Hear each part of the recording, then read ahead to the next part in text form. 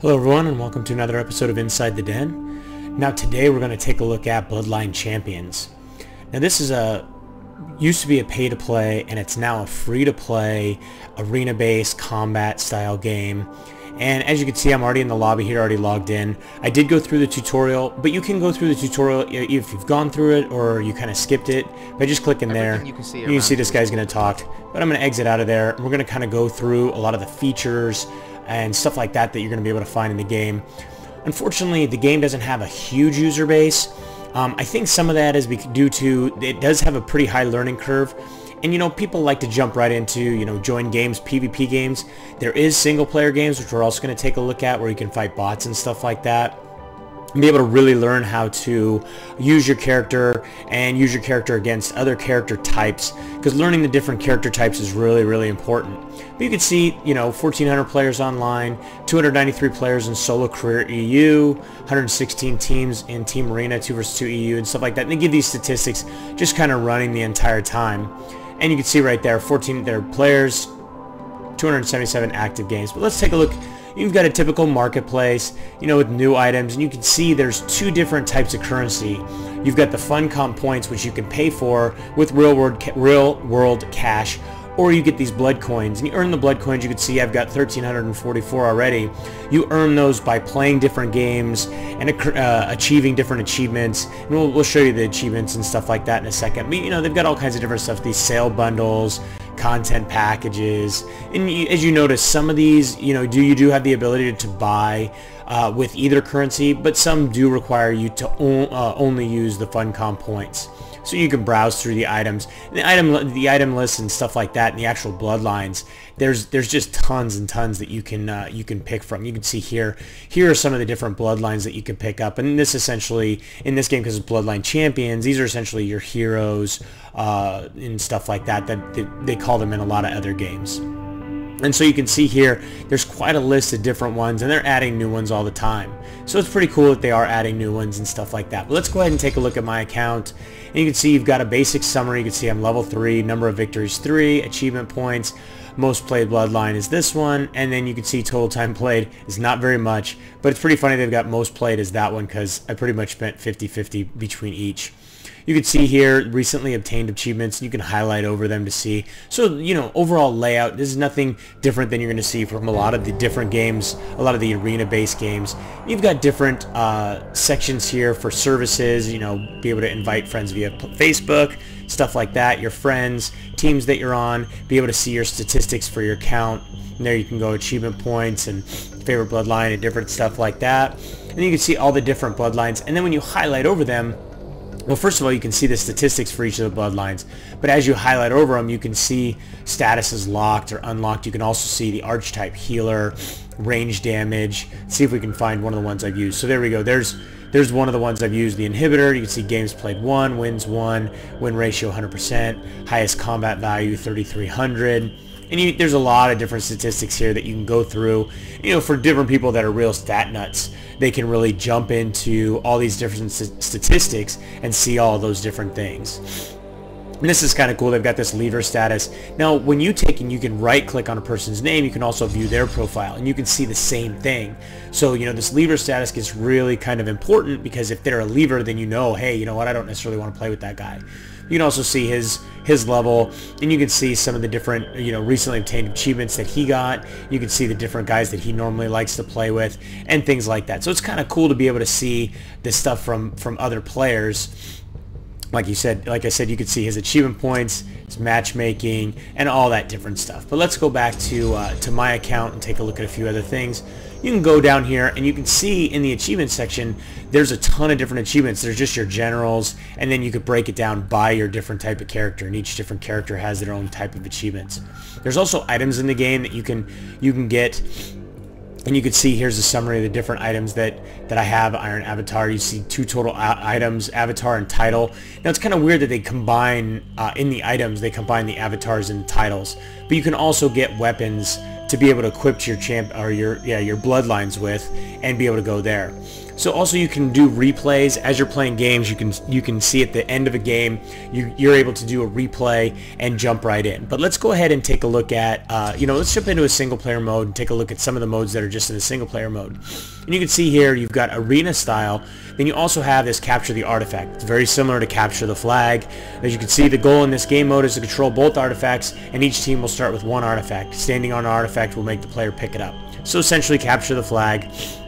And then you've got this conquest option, which the goal in this game is for your team to capture objects. And then your objective will be captured by standing on them, scoring 100% in points. Player will respawn upon death. But let's go ahead and just jump into... And now right now it's not letting me change the difficulty. I think that's because I'm a lower level.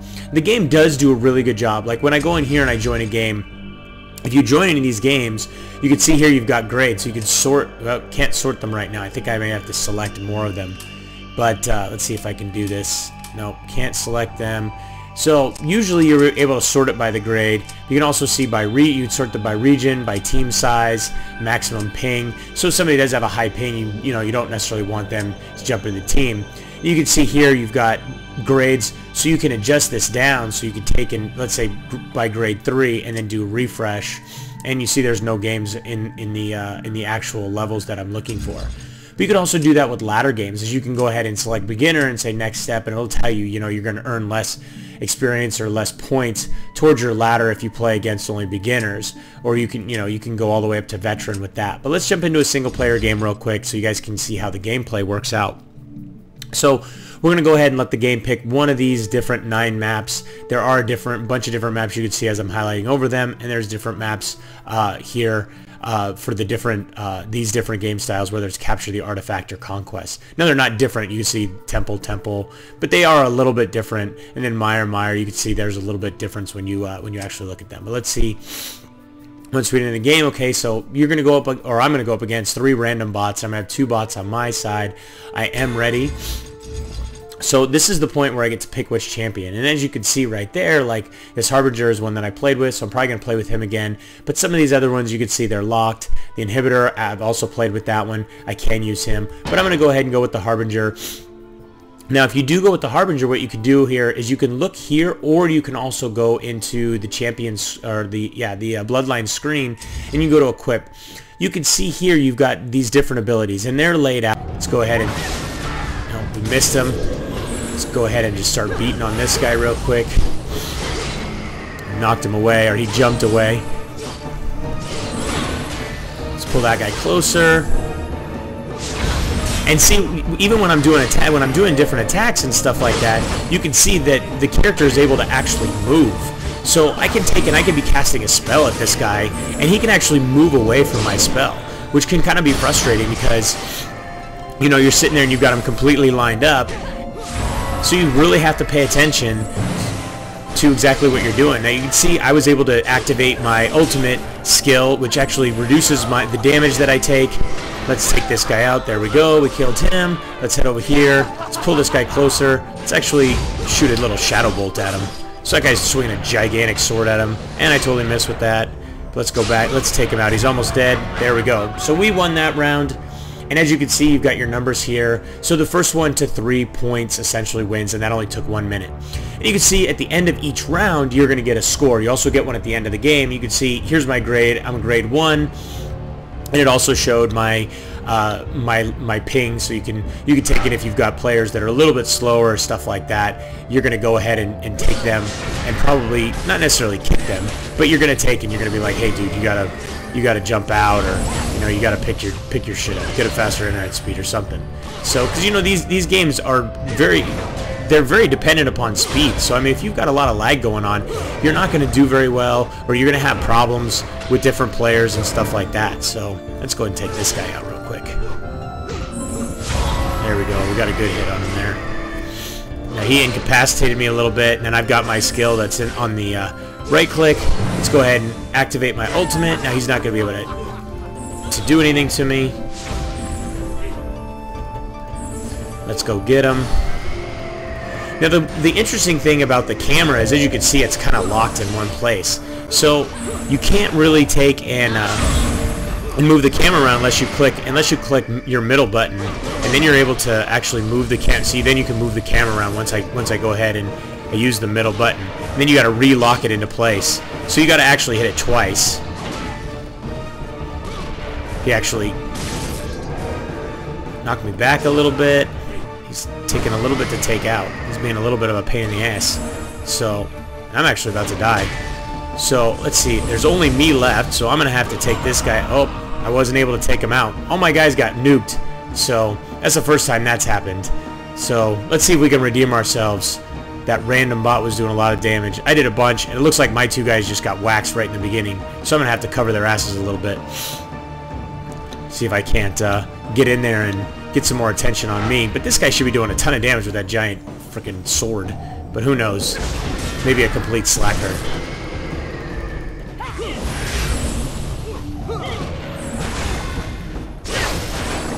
See if we can't stay a little bit closer to each other.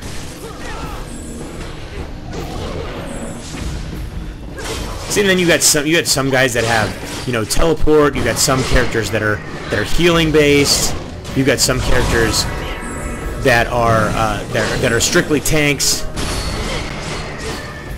You can see some of the skills are actually displaying themselves. The damage is actually displaying itself.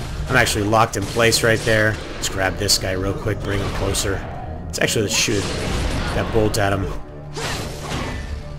Looks like I'm out of mana, and I'm actually locked in place.